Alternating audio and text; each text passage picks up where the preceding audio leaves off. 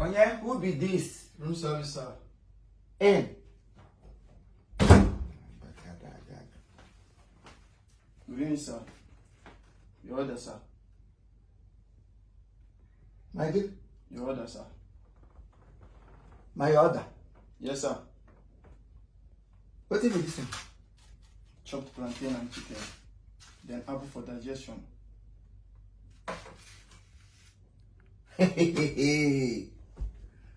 Chop a plantain. Now by force to chop a plantain. And I can chop plantain, chicken, and apple. Me, order for this one. How? This is exactly what you ordered for. More. Yes, sir. I want an album. And the crazy why I go order for this one. Are you go bingo? Do I look like a bingo to you?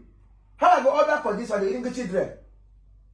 I brought the menu to you, sir. You ticked number 5, and this was exactly what was on number 5 on the list. You brought the menu? Yes, sir. To me? Yes, sir. You go menu on number 5. Menu on number 1. Number 5 for take round get show for get show for na loi. I no come try money ba wo de money ocha. I wo de mon kata beke.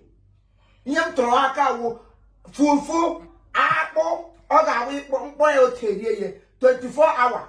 I don't know la me na ko ihe oto onye we kwete godu na o na eme. O wa akpo ihe resign. If they na ga go ye gusu onye akpo obi didi ngiri kparike ya so wa akpo. I ga na Igbo onye ọbụla ehuru mgbachi ike na Igbo a na-eji akwụsị wepụ onye ha aka na onye ha udo n'Igbo ntọla ga-akpa aka gị gara chịtara m ego afọ nne gị na ụmụnna gị were planti asaka ka ụmụazị mmerụ gbatịkpa ha ka m bịa n'ihe ụgba m na ọsọ eriele m brand fast maka chukwu maga ebudo ihe ngụ gbapụ ndị mmụọ afọ bịa gị bụbụ ihe esi na-esu daga Sir, I cannot return it, sir. I've already prepared it. It's ready for you, sir. You didn't return it. Can't return it, sir. I'm sorry. You prepare? Yes, sir. For to me? Yes, sir. To chop? Maka Chineke ma meri digo ka amusu gi kpomo nyoshi. No. Ahuna mo ti she zoshi. I ga na ga wetre ma apple. As Adam and Eve. I would know to color. Color abortion, red na green. Mrie ya tu we ma agbasi mbro oto. Unu le lo otom. Okwa nne Adam traki anya eme he ya mata na ogbo oto. Muna nwe mu gba mu yefe. Nta wo ya mgre fuforo. Umosiki walk. Oguda walk. Ama mgi wo yoshi. Ledelega. Ojita yezo show my see go on the road they may robbery. Get their under person house. You want to robbery me? Only by mushrika man you take as nam. You may be she buti him. Took it back and betray my otherwise Makachine him get back in a hotel and get up. You saw that give 1 year come. On your head do not see game bolaga. You will see he cheat. That will chief him. I'm sorry, sir. I can't return it, sir. It's already prepared, sir. There is nothing I can do about it. I'm sorry, sir. Yes, sir. You prepare them. There's nothing you can do. Yes, sir. And so you got forced to remove him not you will forcing me to chop what I don't want to chop. Or what? What I don't want to chop, you forcing me to chop it.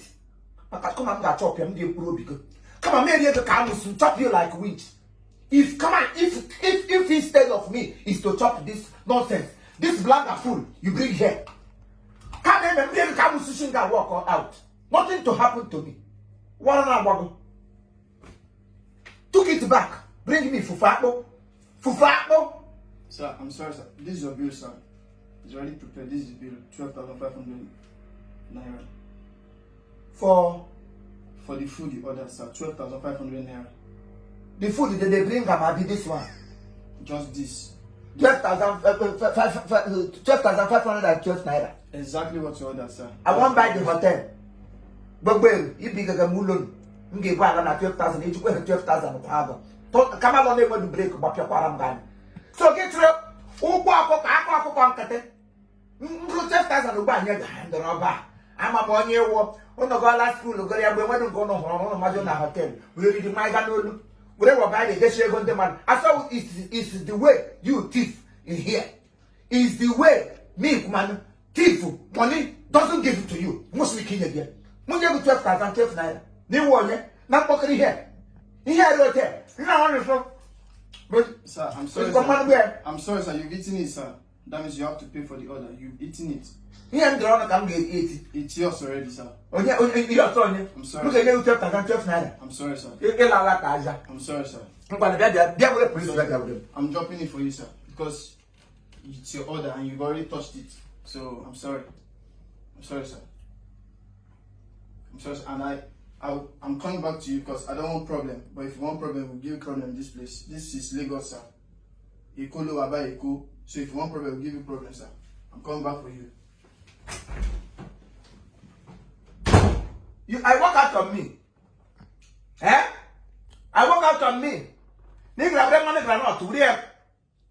We are never no, never make a car foundation alone. Yeah. Then you won't know. Then I don't know. Some near the chef that chef naira. It's like a tail of Makatuku. I'm not a woman give them. I put a one guy. Men the moon day, nothing gone a men. One of the school men or more on the clear. So why Jack at the cup of that? Read it out to me, let me hide. Give them no, that choose. I can get your folk or come to rack up. Then I guess you it's my heart or the way I can betray my knock. Now plantation, whatever. Hey, I can't tell you too. I'm here. Manager on the young year. On your hotel is Sufi Labia. Here. What can you get on that? Town on the Yaya. Wonderful. You were telling my problem time. I almost. And when I. Jesus is skyrocket. Hey, something can't tell you too. Oh, I got them man. I will on a hotel. A yellow hand shook a betray her. Near her bill, half walk. A yellow hood and a boutte. No hard bill, half walk. Main cutting. Come to bottle a minute and practice 2,000. Mini 15 naira na bus stop. Makanaga na hotel on. Isn't Ben one on. Ebe, Mamka really hanaka. You got one man go one there. Hey, whatever Babu no.